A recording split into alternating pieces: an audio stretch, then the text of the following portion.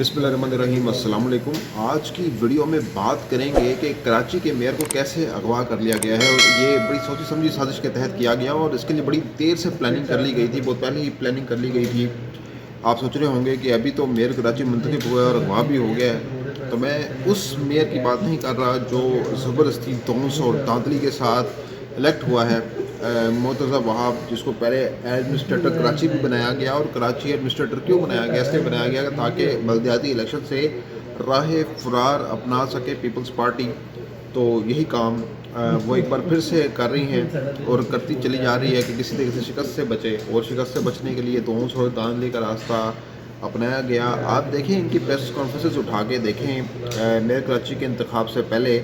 कि ये बड़े वसूख के साथ कह रहे थे कि हम जीतेंगे, हम ही मेयर कराची बनाएंगे। बिलावल भुट्टो इससे पहले प्रेस कॉन्फ्रेंस करते रहे और मुराद अली शाह जो है वो आके बड़े धड़ल्ले के साथ कहते रहे, जबकि नंबर गेम तो कुछ और ही कहानी बता रहे थे कि जो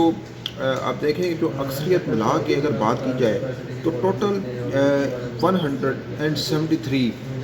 जो इनके कैंडिडेट हैं या जो उनके उम्मीदवार जो जीते थे, जो उनके कहने के जीतने वाले लोग थे, वो 173 थे। अब बात करें 173 लोग और दूसरी जानिब पीटीआई और जमात इस्लामी की बात करें तो कुल मिला के उनके वोट बन रहे थे 193, और ये मखसूस नशस्तें मिला करती। लेकिन आप देखें कि इनके 173 वोट पूरे हुए, जबकि जमात इस्लामी के वोट जो थे वो तकरीबन 160 हुए, यानी 13 वोटों का क्या डिफरेंस निकल आया। हालांकि असूली तौर पर जो बढ़तरी थी वो 23 वोटों की बढ़तरी हासिल थी, लेकिन आप देख लें कि नतीजा कुछ और निकल आया। अभी फुटेजेस भी आपके सामने हैं कि जहाँ कुछ जो कह लें कि जमात इस्लामी अगर पीटीआई के लोग हैं जो जीते हैं, उन्होंने जो इलेक्टेबल्स हैं उन्होंने कहा है कि भाई हमें तो वोट ही नहीं डालने दिया जा रहा, और बंद कर दिया रास्ता, वोटिंग ही नहीं करनी थी, वोटिंग शुमार ही नहीं हुई। और कई तो हाफिज़ नईम और रहमान कहते रहे हैं कि ये हमारे बंदों को अगवा कर रहे हैं, उठा रहे हैं, पीटीआई के लोगों को अगवा करा रहे हैं। खबर के मुताबिक कोई 29 जो हैं पीटीआई के लोग, उनको उठा लिया गया। अगर वो पूरे होते तो ज़ाहिर सी बात है हाफिज़ नईम और रहमान मेयर होते, तो एक तोंस और दांधली के साथ ये सारा हरबा इस्तेमाल किया गया और ये कहानी सामने आई। अब मेयर कराची वालों ने डरले से बना लिया है, अब मामला सुप्रीम कोर्ट में चैलेंज हो सकता है, और जब तक शायद आप तक ये वीडियो पहुंचे सुप्रीम कोर्ट में चैलेंज हो गया हो या हाई कोर्ट में चैलेंज हो गया हो, तो अगर ये किसी अदालत में चैलेंज हो जाता है तो बहुत कभी इम्कान हैं इसके कि इसको उड़ा दिया जाए, इस इलेक्शन को जो है वो कालादम करार दे दिया जाए, क्योंकि साफ पता लग रहा है कि कितनी नशिस्तें जो थी वो पीटीआई और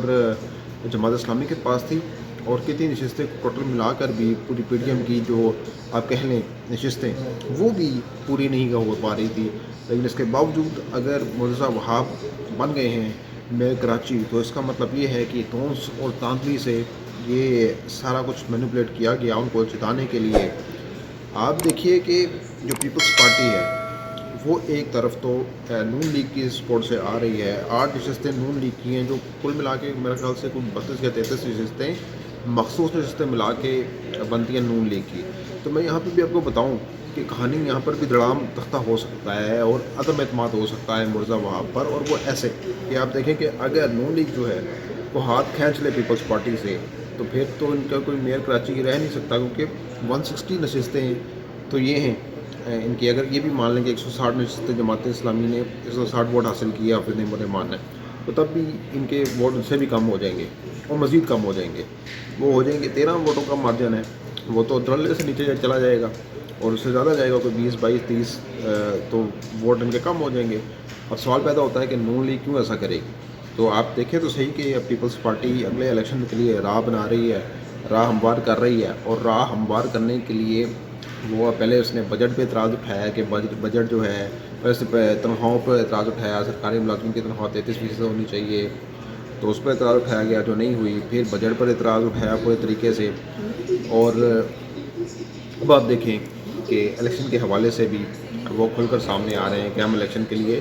तैयार हैं, और अब वो एक राह ढूंढ रहे हैं नून लीग से अलहदगी के लिए। तो और दूसरी बात, चेयरमैन पीसीबी पर पटा डाला है कि ज़का अशरफ को लगाना है, वो आज़ादारी के जो हैं वो करीबी साथी हैं, और पहले भी चेयरमैन पीसीबी सर्व कर चुके हैं। दूसरी जानिब नजम सेठी हैं जो पहले भी चेयरमैन पीसीबी सर्व कर चुके हैं नून लीग के दौर में, और अब फिर تو آپ دیکھیں کہ ان میں یہ بھی ایک لڑائی اور جھگڑا چل رہا ہے اور لمبے عرصے تک اب یہ جنگ جاری رہے گی. بیسیکلی پیپلز پارٹی راہ بنا رہی ہے اور پنجاب میں بھی وہ چونکہ جگہ چاہ رہی ہے, اس لیے اس کو لگتا ہے کہ وہ نون لیگ کو توڑ کے ہی کچھ کر سکتی ہے. ادروائز نون لیگ تو ایسے نہیں مانے گی, کیونکہ نون لیگ کی اپنی ساکھ کو, اپنی بقا کو خطرہ پڑ جائے گا پنجاب کے اندر. تو اسی لیے یہ سارا کچھ کیا جا رہا ہے, راہ ہموار کی جا رہی ہے. اور اگر نون لیگ اس سب میں علیحدہ ہو جاتی ہے تو میئر کراچی کی جو اکثریت ہے وہ کھو چکیں گے مرزا وہاب, اور پہلے ہی انلیگل طریقے سے وہ براجمان ہوئے ہیں اس نشست پہ, تو ان کے لیے مزید مشکل ہو جائے گی. لیکن سب سے زیادہ سبکی کی بات تب ہوگی اگر سپریم کورٹ نے اس فیصلے کو اڑا دیا, اس الیکشن کے فیصلے کو اڑا دیا, جو نتیجے سامنے آئے ہیں اس کو اڑا دیا, تو یہ بہت سبکی کی بات ہوگی پیپلز پارٹی کے لیے کہ کس طرح سے یہ داندلی کر کے آ رہے ہیں. پہلے بھی آپ کو علی موسیٰ گیلانی کس طرح سے ووٹوں کے اوپر سینٹ کے الیکشن میں اوپر تلے کرتے رہے, خریدتے رہے, تو دونس اور داندلی ان کا پہلے سے وتیرہ رہا ہے پیپلز پارٹی کا. اور زبردستی میئر کراچی بنانے کے لیے جو وزیر اعلیٰ سندھ ہیں وہ عوام سے کس طرح جھوٹ بولتے رہے میڈیا پر آ کر کے, جی جو وسیم اختر تھے وہ جیل میں تھے لیکن ان کو باہر آنے کا موقع دیا گیا, وہ پھر میئر بھی بنے, تو یہ سارا کچھ ہوا. تو اب کہانی کچھ اور بتاتی ہے. اگر ایم کیو ایم الیکشن کا بائیکاٹ نہ کرتی تو آبویسلی کچھ نشستیں جو پیپلز پارٹی کی ہیں وہ مزید کم ہوتی. اب پیپلز پارٹی کو آگے بھی دھچکا ہے, اس کو پتہ ہے کہ سندھ کے اندر پہلے بھی کراچی میں اس کو کلین سویپ کا سامنا کرنا پڑا. پی ٹی آئی نے جب کلین سویپ کیا 2018 کے الیکشن کے اندر, اور پھر بعد میں ایم کیو ایم ایک پورا جو مکس چار ہے دوبارہ اس کو اکٹھا کیا گیا, پورے جو دڑے تھے اس کو اکٹھا کیا گیا صرف سندھ کے اندر اور کراچی کے اندر عمران خان کے ووٹ بینک کو ڈنڈ پہنچانے کے لیے, اس کو کم کرنے کے لیے. اور اب علیحدہ سے یہ دونس اور داندلی بھی کی جا رہی ہے, اور خود ساختہ یہ کہہ رہے ہیں کہ جی 9 مئی کے واقعات میں تو ویسے پیپلز پارٹی کے پی ٹی آئی کے لوگ چھوڑ کے جا رہے ہیں, تو اسی لیے تو یہ پی ٹی آئی کیسے الحاق کرے گی جماعت اسلامی کے ساتھ. تو یہ مشکل ہے, خود ساختہ ہی بات کر کے, خود ساختہ ہی جو ہے ایزیوم کر کے انہوں نے یہ بات کر کے اپنا بندہ مسلط کر دے کراچی پر. کراچی سے پہلے بھی بہت زیادتی ہوتی رہی ہے, اب بھی زیادتی ہو رہی ہے, مردم شماری کے معاملے میں بھی بہت سارے سوال کہے جاتے رہے ہیں. اب یہ بھی ایک نیا کٹا کھل گیا ہے, اور اس کے اندر مجھے نہیں لگتا کہ اگر سپریم کورٹ یہ فیصلہ کر دیتی ہے اس حوالے سے اور اس فیصلے کو اڑا دیتی ہے تو یہ کوئی حیران کن بات نہیں ہوگی, کیونکہ جو نمبر گیمز ہیں وہ صاف صاف کہانی بتا رہے ہیں. اس میں کسی ثبوت کی ضرورت نہیں پڑے گی, اس میں صرف ایک گواہی چاہیے ہوگی کہ پی ٹی آئی نے کیا الحاق کیا تھا جماعت اسلامی سے, اور جب الحاق کیا تھا تو اس کے بعد کوئی وجہ نہیں بچتی تھی کہ یہ اپنی مل کر حکومت بناتے, اپنا میئر کراچی بناتے.